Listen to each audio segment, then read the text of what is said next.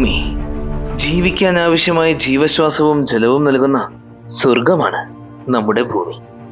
സൂര്യനും സൂര്യനെ വലംബിക്കുന്ന 8 ഗ്രഹങ്ങളും അവയുടെ ഉപഗ്രഹങ്ങളും അനേകം ചിഹ്നഗ്രഹങ്ങളും ഉൽക്കകളും എല്ലാം ഉൾക്കൊള്ളുന്ന ഈ സൗരയൂഥത്തിൽ ഒരൊറ്റ ഭൂമി മാത്രമേ ഉള്ളൂ. അതായത് ജീവനുള്ള ഒരേ ഒരു ഗ്രഹം ഭൂമി മാത്രമാണ്. സൗരയൂഥത്തിന് പുറത്ത് കോടിക്കണക്കിന് നക്ഷത്രങ്ങൾക്കും അവയെ വലംബിക്കുന്ന കോടാനുകോടി ഗ്രഹങ്ങൾക്കും ഇടയിലൂടെ പുതിയ ഭൂമികളെ നമ്മൾ അന്വേഷിച്ചു കൊണ്ടേയിരിക്കുകയാണ്. നാളിതുവരെ അനേകം നക്ഷത്രങ്ങളെയും ഗ്രഹവ്യവസ്ഥകളെയും നമ്മൾ കണ്ടെത്തി കഴിഞ്ഞു.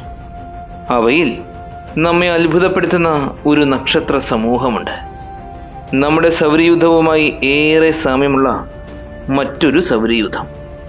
അപ്പോൾ ഈ സൗരയൂഥത്തിൽ നമ്മുടെ ഭൂമിയെ പോലെ തന്നെയുള്ള മറ്റു ലോകങ്ങൾ ഉണ്ടാകുമോ? കെപ്ലർ 90 എന്ന ആ പുതിയ സൗരയൂഥത്തിലെ കാഴ്ചകളെല്ലാം നമ്മൾ കാണാൻ പോവുകയാണ്.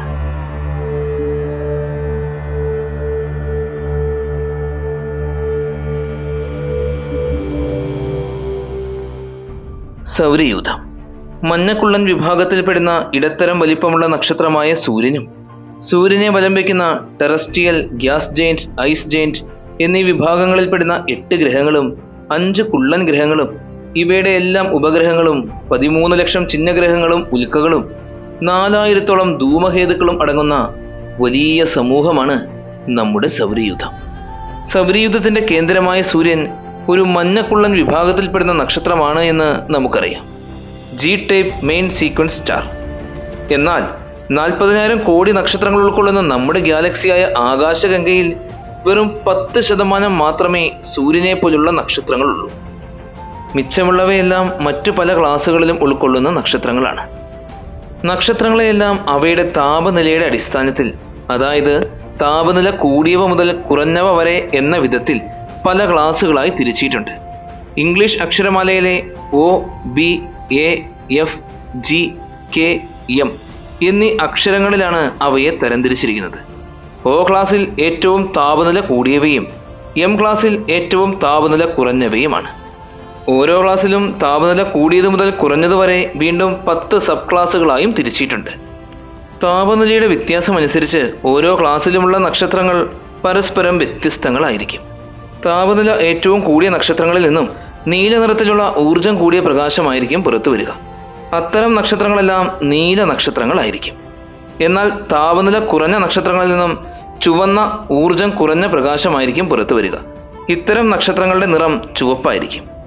ഇവയിൽ G ക്ലാസ്സിൽ പെടുന്ന മഞ്ഞക്കുള്ളൻ നക്ഷത്രമാണ് നമ്മുടെ സൂര്യൻ. ഇവയിൽ ചുവന്ന കുള്ളൻ വിഭാഗത്തിൽപ്പെടുന്ന നക്ഷത്രങ്ങൾ 50% മുതൽ 85% വരെയാണ് നമ്മുടെ ഗാലക്സിയായ ആകാശഗംഗയ്ക്കുള്ളിലുള്ളത്. നക്ഷത്രങ്ങളെക്കുറിച്ച് ഇപ്പോൾ നമുക്ക് ചെറിയൊരു ധാരണ ലഭിച്ചു. ഈ നക്ഷത്രങ്ങൾക്ക് ചുറ്റിലുമായി ഗ്രഹങ്ങൾ വലംബിക്കുന്ന പ്രദേശങ്ങളെ പ്രധാനമായും 3ആയി തരംതിരിക്കാം: hot zone, habitable zone, cold zone. നക്ഷത്രങ്ങളുടെ തൊട്ട് സമീപത്ത് സ്ഥിതി ചെയ്യുന്ന ഗ്രഹങ്ങൾ നക്ഷത്രത്തിൽ നിന്നും തീവ്രമായ ചൂട് അനുഭവപ്പെടുന്നത് കൊണ്ട് ചുട്ടുപഴുത്ത അവസ്ഥയിലായിരിക്കും ഉള്ളത്. ഇത്തരം ഗ്രഹങ്ങളിൽ ജലത്തിന് ഒരിക്കലും ദ്രാവക അവസ്ഥയിൽ നിലകൊള്ളാൻ സാധിക്കുകയേയില്ല. ഈ ഗ്രഹങ്ങളിൽ ജലം നീരാവിയായി വാതക അവസ്ഥയിലായിരിക്കും ഉണ്ടായിരിക്കുക. ഗ്രഹങ്ങൾ സ്ഥിതി ചെയ്യുന്ന ഈ പ്രദേശമാണ് ഹോട്ട് സോൺ. നമ്മുടെ സൗരയൂഥത്തിലെ മെർക്കുറിയും വീനസും ഹോട്ട് സോണിലാണ് ഉൾക്കൊള്ളുന്നത്. ഇതുപോലെ തന്നെ നക്ഷത്രങ്ങളിൽ നിന്നും ഒരുപാട് അകലെ സ്ഥിതി ചെയ്യുന്ന ഗ്രഹങ്ങളിൽ അത്യാവശ്യത്തിനുള്ള ചൂടും പ്രകാശവും ലഭിക്കുകയില്ല. അത്തരം ഗ്രഹങ്ങളിൽ താപനില ഒരുപാട് കുറവായിരിക്കും. ഒരിക്കലും ആ ഗ്രഹങ്ങളിൽ ജലത്തിന് ദ്രാവകാവസ്ഥയിൽ നിലകൊള്ളുവാൻ സാധിക്കില്ല. ജലം അവിടെ തണുത്തുറഞ്ഞ് ഖരാവസ്ഥയിലായിരിക്കും നിലകൊള്ളുക. ഈ പ്രദേശം കോൾഡ് സോൺ എന്നാണ് അറിയപ്പെടുന്നത്. നമ്മുടെ സൗരയൂഥത്തിലെ Mars, Jupiter, Saturn, Uranus, Neptune ഇവയെല്ലാം കോൾഡ് സോണിൽ സ്ഥിതി ചെയ്യുന്ന ഗ്രഹങ്ങളാണ്. എന്നാൽ നക്ഷത്രത്തിന്റെ സമീപത്തോ അധികം അകലത്തിലോ അല്ലാതെ സ്ഥിതി ചെയ്യുന്ന ഗ്രഹങ്ങളിൽ ജലത്തിന് ദ്രാവക രൂപത്തിൽ നിലകൊള്ളുവാൻ സാധിക്കും. ഈ പ്രദേശങ്ങളിൽ മിതമായ താപനിലയായിരിക്കും അനുഭവപ്പെടുക. ഈ പ്രദേശങ്ങളെയാണ് ഹാബിറ്റബിൾ സോൺ അഥവാ വാസയോഗ്യമായ മേഖല എന്ന് പറയുന്നത്. നമ്മുടെ സൗരയൂഥത്തിൽ ഭൂമി മാത്രമേ ഈ പ്രദേശത്ത് നിലകൊള്ളുന്നുള്ളൂ. ഭൂമി സൂര്യന്റെ ഹാബിറ്റബിൾ മേഖലയിൽ നിലനിൽക്കുന്നത് കൊണ്ടും റോക്കി പ്ലാനറ്റ് ആയതുകൊണ്ടും നല്ലൊരു അന്തരീക്ഷമുള്ളതുകൊണ്ടും ചുറ്റിലും അതിശക്തമായ കാന്തിക മണ്ഡലം ഉള്ളതുകൊണ്ടുമാണ് ഭൂമിയിൽ മാത്രം നമുക്ക് കാണുവാൻ സാധിക്കുന്ന ഈ സവിശേഷതകളെല്ലാം വന്നു ചേർന്നത്. കോടിക്കണക്കിന് വർഷങ്ങൾക്ക് മുമ്പ് സമുദ്രങ്ങളിൽ ഉത്ഭവിച്ച ജീവൻ പരിണമിച്ച് ഇന്നത്തെ അവസ്ഥയിലായി മാറിയത്. റോക്കി പ്ലാനറ്റുകൾ എന്നാൽ പാറകളും ലോകങ്ങളും നിറഞ്ഞ ഭൂമിയെപ്പോലെ ഉപരിതലമുള്ള ഗ്രഹങ്ങളാണ്. ബുധൻ, ശുക്രൻ, ഭൂമി, ചൊവ്വ. സൗരയൂഥത്തിലെ ഈ 4 ഗ്രഹങ്ങളും റോക്കി പ്ലാനറ്റുകളാണ്. ഇവയെ കൂടാതെ ഉപരിതലമില്ലാതെ വാതകം നിറഞ്ഞു കിടക്കുന്ന വാതക ഭീമൻ ഗ്രഹങ്ങൾ അഥവാ ഗ്യാസ് ജെയിന്റ് ഗ്രഹങ്ങളും തണുത്ത് ഐസ് മൂടിയ ഐസ് പ്ലാനറ്റുകളും സൗരയൂഥത്തിലുണ്ട്. ഇപ്പോൾ നമുക്ക് നമ്മുടെ മാതൃനക്ഷത്രമായ സൂര്യനെക്കുറിച്ചും സൂര്യനെ വലം വയ്ക്കുന്ന 8 ഗ്രഹങ്ങളെക്കുറിച്ചും ചെറിയൊരു ധാരണ ലഭിച്ചു. ഇനി പുതിയ സൗരയൂഥത്തെ കാണാം. 1909 അന്യഗ്രഹങ്ങളെ കണ്ടെത്തുക എന്ന ലക്ഷ്യത്തോടെ നാസ വിക്ഷേപിച്ച കെപ്ലർ സ്പേസ് ടെലസ്കോപ്പ് നാളിതുവരെ 5,30,506 നക്ഷത്രങ്ങളെ കണ്ടെത്തി. കൂടാതെ 2,662 അന്യഗ്രഹങ്ങൾ അഥവാ എക്സോ പ്ലാനറ്റുകളെയും കണ്ടെത്തി. അവയിൽ കെപ്ലർ 90ാമതായി കണ്ടെത്തിയ ഒരു നക്ഷത്രമുണ്ട്.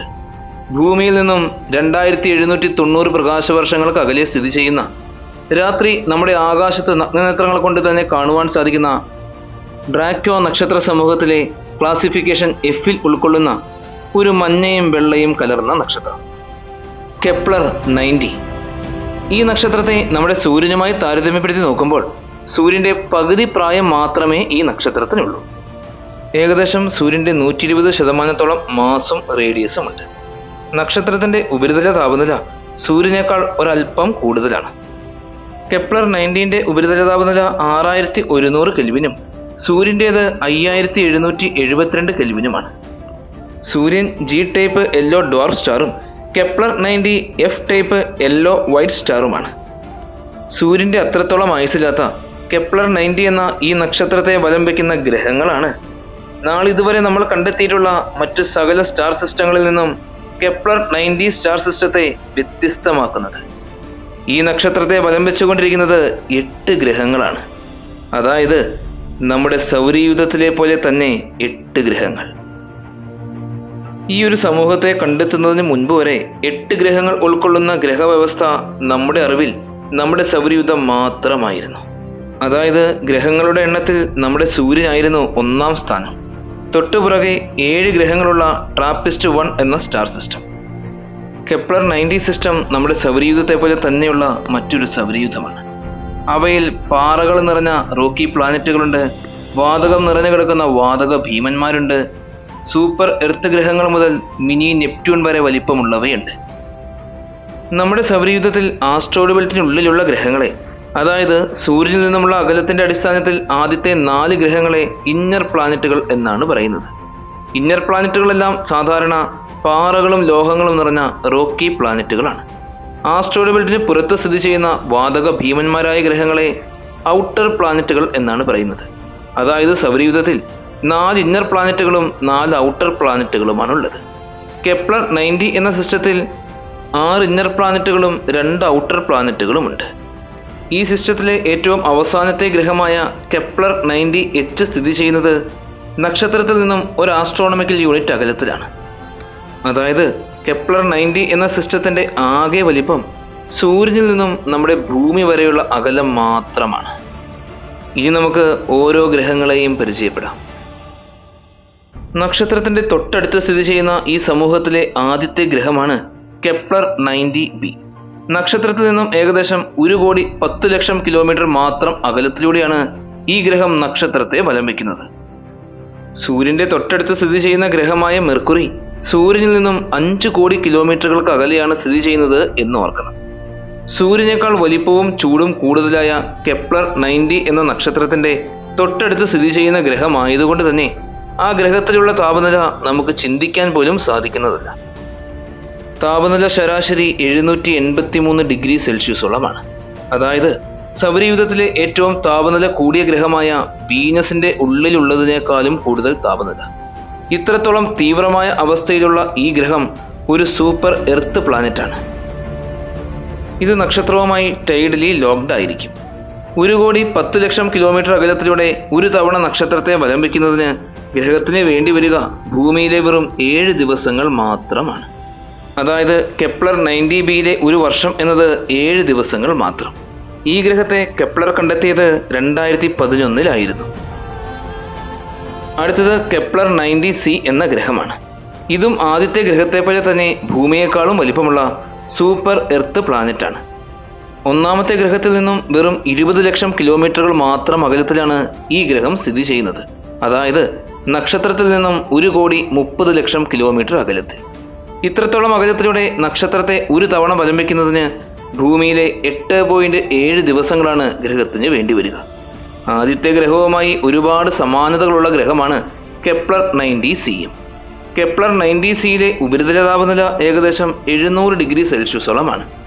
ഈ ഗ്രഹത്തെ കെപ്ലർ കണ്ടെത്തിയത് 2013-ലായിരുന്നു. അടുത്തത് മൂന്നാമതായി സ്ഥിതി ചെയ്യുന്ന കെപ്ലർ 90i എന്ന ഗ്രഹമാണ്. കെപ്ലർ 90 സിസ്റ്റത്തിലെ 7 ഗ്രഹങ്ങളെയും കണ്ടെത്തിയ ശേഷം അവസാനമായിട്ടാണ് ഈ ഗ്രഹത്തെ കണ്ടെത്തിയത്. മറ്റു ഗ്രഹങ്ങളെ കണ്ടെത്തി കഴിഞ്ഞ് 7 വർഷങ്ങളോളം കഴിഞ്ഞു. 2017 ഡിസംബർ മാസം 14-ാം തീയതിയാണ് ഗ്രഹത്തെ കണ്ടെത്തിയത്. ആ കണ്ടെത്തൽ ശാസ്ത്രലോകത്തിന് വലിയൊരു നേട്ടമായിരുന്നു.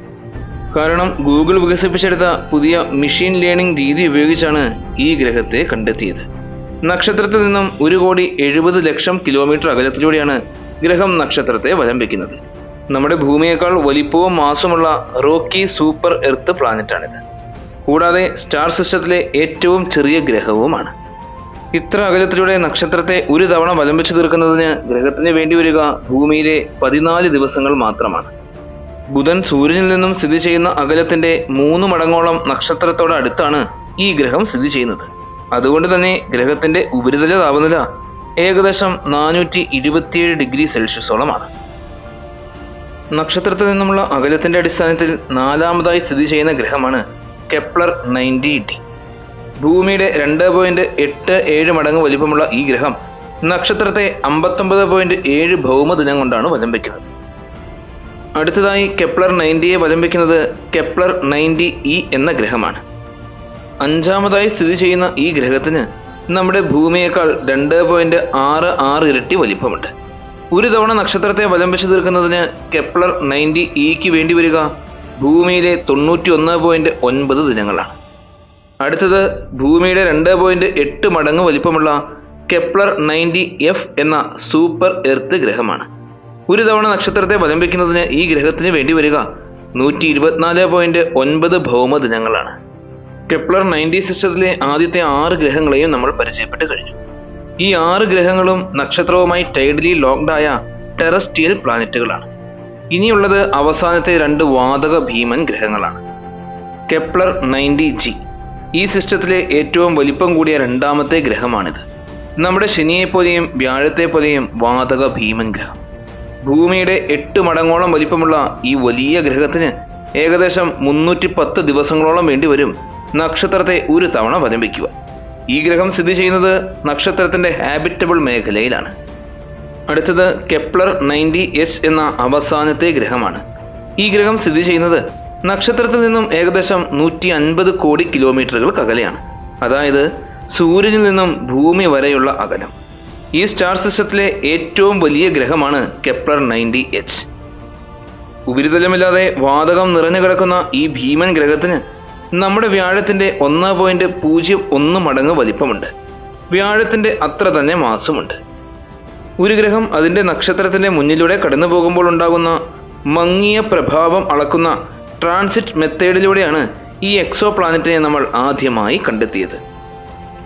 നമ്മൾ ആദ്യം പറഞ്ഞ പോലെ കെപ്ലർ 90 എന്ന 8 ഗ്രഹങ്ങൾ ഉൾക്കൊള്ളുന്ന ഈ സിസ്റ്റത്തിന്റെ മൊത്തം വലിപ്പം സൂര്യനിൽ നിന്നും ഭൂമി വരെയുള്ള 15 കോടി കിലോമീറ്ററുകൾ മാത്രമാണ്. കെപ്ലർ 90 എന്ന പുതിയ സൗരയൂഥത്തെക്കുറിച്ചുള്ള ഈ ഒരു വീഡിയോ എല്ലാവർക്കും ഒരുപാട് ഇഷ്ടമായി എന്ന് വിശ്വസിക്കുന്നു. നിങ്ങളുടെ എല്ലാവരുടെയും സപ്പോർട്ടുകൾ കൂടെ ഉണ്ടാകണം. നല്ലൊരു വീഡിയോയുമായി അടുത്ത എപ്പിസോഡിൽ കാണാം.